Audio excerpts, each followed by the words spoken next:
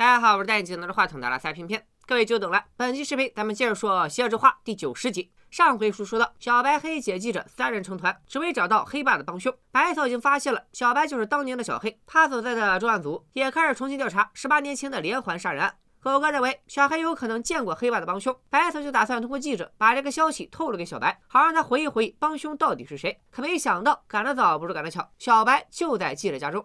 小白的演技是真好，他淡定地告诉白草，记者想了解一些金属工艺的相关信息，所以他才过来帮忙。同样来帮忙的还有黑姐。白草并不在乎小白如何解释，他打蛇随棍上，反正你们也调查，我们也调查，不如互通一下信息。小白用捕鼠夹做比喻，是内涵黑爸喜欢用陷阱来诱捕受害者。小白又把在帮凶的录音里发现敲击声这事儿告诉了白草。白草表示，音频已经递交给警局的相关部门，很快就会出来分析结果。说到这里，黑姐害怕在白草面前露馅，打算先走一步。可白草却突然来了吸引，她刺探着问黑姐：“万一帮凶是你弟弟小黑怎么办？就算他既是杀人犯，又是反社会人格，你也不忍心让他继续上铁窗泪吧？”黑姐唯一的软肋就是弟弟，她立刻明确表示小黑没有犯罪，他不过是专业背锅18年。眼看着黑姐就坦白，还好小白眼疾手快，牺牲记者的杯子阻止黑姐自爆，4人局就地解散。小白送白草回警局，路上白草和小白提起帮凶用黑爸的车实施绑架，就得用黑爸的车钥匙。而第7名受害者美淑被绑架时，小黑和黑爸在一起首尔一日游，所以应该是见过帮凶的。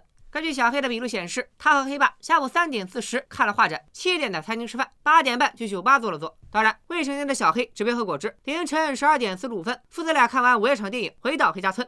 所以说，帮凶可能出现的地点分别为画展、餐厅、酒吧、电影院。小白听到这里，不禁陷入了回忆。白草从没在小白面前摘下过红戒，小白虽然有些奇怪，但也没有多问。场景切换到白爸家中，大家应该还记得，真正的小白已经苏醒。为了区分角色，咱们就叫真小白阿珍。我取名也没啥逻辑啊，我就图个省事。阿珍虽然醒了，但仍旧十分虚弱，记忆也停留在15年前出车祸的那个夜晚。他刚醒就问白妈小黑咋样了，白妈怎么忍心告诉儿子，长大后他就成了你。阿珍又问白爸，车祸当天为啥不接我的电话？到底是工作重要还是儿子重要？白爸对此避而不谈，他觉得儿子现在醒了，过去的事都可以不作数，他会尽力弥补阿珍。这番话莫不是在暗示白爸想收回给予小白的一切，包括他的身份吗？小白哪知道阿珍已经醒了，他准备了丰盛的 BBQ 迎接工作一整天的白草。白草一想到小白根本不爱自己，还做这么多事讨好他，就觉得心里不是滋味。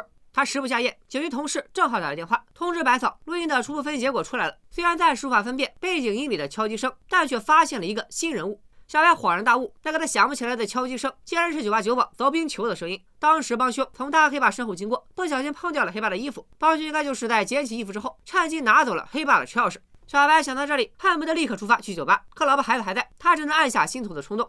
晚饭过后，小白越发感觉到白草的失落，他想知道白草最近为啥总是强颜欢笑。白草却突然爆发，他哭着告诉小白，自己处于婚姻的倦怠期，想要分手。小白怎么可能懂啥是倦怠期，也不知道媳妇为啥讨厌他，所以爱会消失，对吗？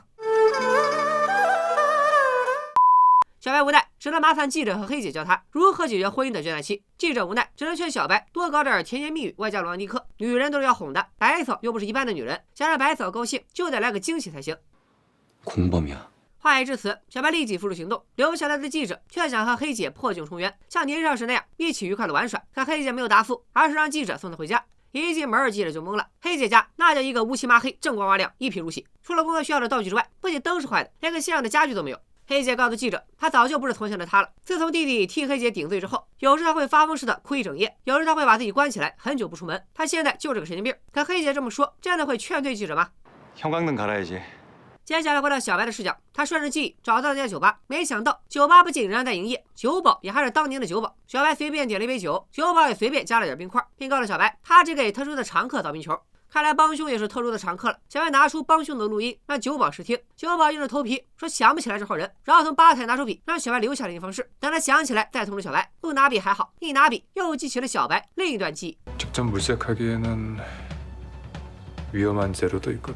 年轻的小黑不知道黑爸的秘密，现在想来，黑爸当时已经暴露了帮凶。这个帮凶显然和酒保很熟，所以才会把黑爸送给他的笔留在了酒吧。但黑爸口中的材料指的是什么？面对小白的强势逼问，酒保一开始还想反击，可他根本不是小白的对手，挨了一顿打之后，只能认栽，带小白去找他的老板。那酒保的老板又是何方神圣呢？他能帮小白找出帮凶吗？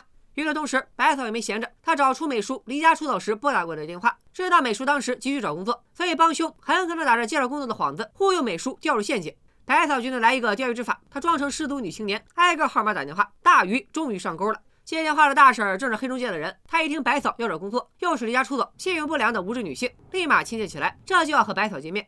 两人约在一家小旅馆，大婶没有告诉白嫂具体会给她介绍什么工作，只说像快递小哥一样送货就行，然后收了中介费，让白嫂等着赚大钱。此时专案组的人都埋伏在周围，狗哥就在楼下监听，随时准备支援。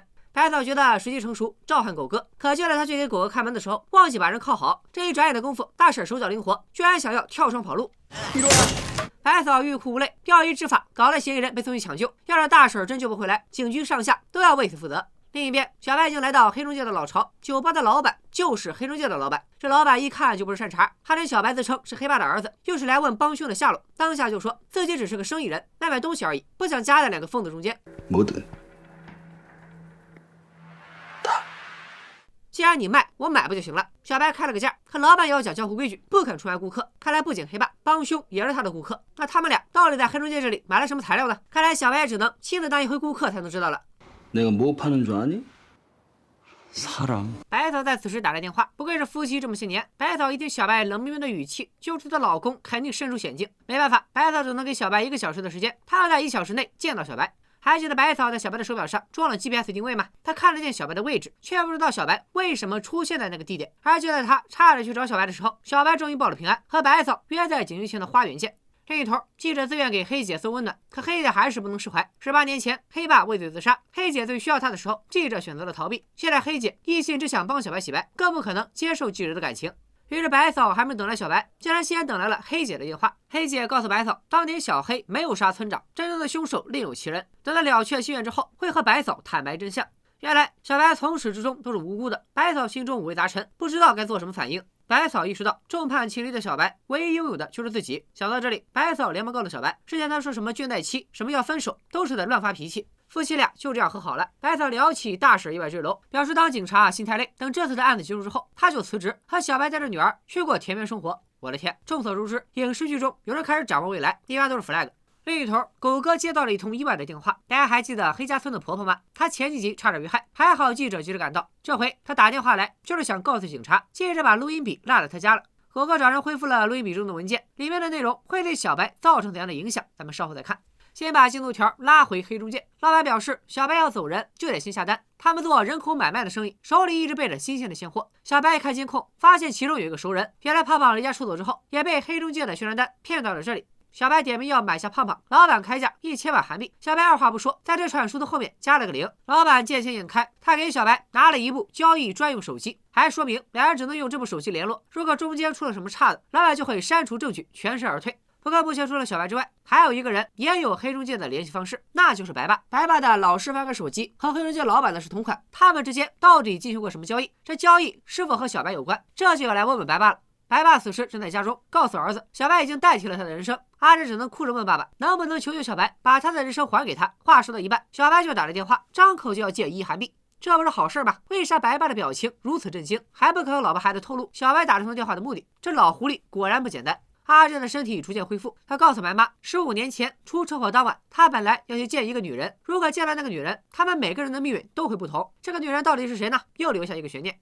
第二天，小白照例早起做幸福表情练习，可这一次不知道怎么了，他不仅笑不出来，还心脏狂跳，呼吸困难。白嫂的急中生的赶去上班，大婶抢救无效，专案组还要从死掉的大婶身上找出黑中介的线索。狗哥提到大婶见白嫂前最后出现的地点，白嫂一看，这不就是小白昨晚去的地方吗？然后万恶的电话又响了。你以为是有人伪装小黑吗？对，小白这招就叫我装我自己。白嫂瞬间不知道该作何反应，狗哥立刻接起电话和小白对线。小白到底为啥这么做呢？原来昨天老板提出了江湖规矩，今天交易时小白不能带任何通讯工具，先在一个地点交钱，老板确认现金之后，再告知小白另一个地点提货。交易不在一个地点完成，小白单枪匹马很难斗得过犯罪团伙，所以他想出了这个办法，让警察介入，也不失为另一种形式的夫妻搭配，干活不累。小白先说明情况，今晚他会和黑中介交易一名受害人以及连环杀人案帮凶的信息，只要专案组按他说的办，就能在交易现场逮捕罪犯。唯一的条件就是专案组不能对外透露小黑以举报人的身份参与抓捕行动。狗哥很纳闷，小黑隐姓埋名整整18年，怎么可能送上门来就为了伸张正义？白嫂这时帮了小白一把，他让小白提供黑中介老板的信息，只有他们验证信息正确无误，才会跟小白合作。白嫂不愿相信打电话的人真是小白，他偷偷约小白晚上一起下饭。当小白说晚上有事不回家的时候，白嫂凉了半截的心，这下是彻底凉透了。他只能强调晚上10点会再给小白打电话，让小白一定要接。专案组很快根据小白提供的信息，找出了老板的背景资料。黑中介老板1990年杀人未遂，被判10年有期徒刑。1997年进行社会服务期间表现良好，被提前释放。值得一提的是，老板进行社会服务的场所就是小黑曾接受心理治疗的儿童心理诊所。也就是说，小黑13岁那年，黑爸就已经和黑中介老板勾搭上了。连环杀人案与贩卖人口的非法组织有关，狗哥当场乐开了花。这要是一网打尽，全组还不得坐地升职？要不是白嫂强烈反对，狗哥还打算连小黑一起拿下。接着，小白约记者下午见面，商讨一下晚上的行动。可记者得先去接黑姐一趟。黑姐被记起帮凶的样子，决定接受催眠。黑姐两眼一闭，立刻回到了黑爸的葬礼现场。帮凶在他的手上留下了一串电话号码。黑姐注意到帮凶的指甲非常短，看起来让人很不舒服。他的手腕上还有个绿色手环。黑姐对此也是似曾相识。接下来就要想起帮凶的长相了。黑姐深陷恐惧之中，害怕自己也会成为受害者。她还没想起帮凶的长相，就匆忙逃离了催眠现场。记者来接情绪激动的黑姐，并一起回家见小白。小白告诉二人，他已经向警方提供了情报。结果记者和黑姐都说小白糊涂，他这么做非常危险。先不说专案组的警察会不会出尔反尔，连他一起拿下。要是让老板知道小白提前联络警察，小白估计活不过今晚。可小白也换位思考，把自己带入白嫂。如果是白嫂知道黑中介手上有受害者，肯定会先想着救人。白嫂就在此时打了电话，专案组同意跟他合作。小白便说出了晚上的交易流程。他先把钱交给老板，老板清点之后会告诉他受害者的藏匿点。如果交情这一步失败，交易会立刻中断，警察就无法进行抓捕和营救。小白想自己解决交情这一步，专案组直接去第二个地点就行。组长不同意，小白一个人去交钱太危险了，他们想提供暗中保护，可小白却不信任警察。他表示无论有多危险，他都不可能和警察有直接接触。接下来，小白和白爸见面，白爸爽快的给了小白1亿现金，并提出再给小白10亿韩币，让他悄无声息的离开。小白深知白爸为达目的不择手段，白爸也欣赏小白有话直说，但小白不愿远走高飞，白爸会善罢甘休吗？这时候，我们再来看看乙方，老板对大使的死毫不在乎，反倒觉得少了个麻烦，而警察已经注意到了黑中介，所以他决定做完小白这一单就跑路。专案组也在紧张的准备中，组长向领导申请支援，可他不能透露提供情报的人是谁。领导出于对组长的信任，还是批准了这次行动。今晚注定要有一场硬仗，白嫂害怕小白有危险，犹豫再三，还是打通了小黑的交易专用手机，问出最后一个问题：随身听里的歌声到底是谁的？白嫂听完表示：“你一定很爱你的妈妈。”小白却说：“他被下了缺乏共情能力的诊断，不可能感觉到啥是爱。”白嫂好奇：“你既然感觉不到，为什么会把随身听当成宝贝，随身携带了那么多年呢？”小白说：“自己反社会人格障碍，没法和他解释这种行为。”白嫂终于忍不住，让小白一定不要受伤。这不是警察该对陌生通缉犯说的话，而就是这一句话，让小白突然想到，白嫂说过晚上10点会再给他打电话。白嫂是打了电话，但却打了小黑的电话。小白心中卷起惊涛骇浪，原来白嫂早就知道他究竟是谁了。不仅如此，白嫂对小白的了解可能比他自己更多。97年的小黑刚失去妈妈，妈妈唯一留下的念想就是随身听，孩子为了保护妈妈的东西发脾气，再正常不过。但医生却理所应当地判定他缺乏共情能力，是反社会人格。白嫂无处替小白申诉，只能打电话给儿童心理诊所的医生发泄。另一边，小白要对得起深爱自己的白嫂，就一定要在今晚拿下黑中介。他和记者前往交易地点，黑姐因情绪不稳定，只能留在家里百度，一下就查出了帮凶戴的绿色手环，竟然是白爸医院的周边。就在所有人都为今晚紧张的时候，狗哥还有时间去拿修复好的录音笔，挨个播放录音笔中的音频。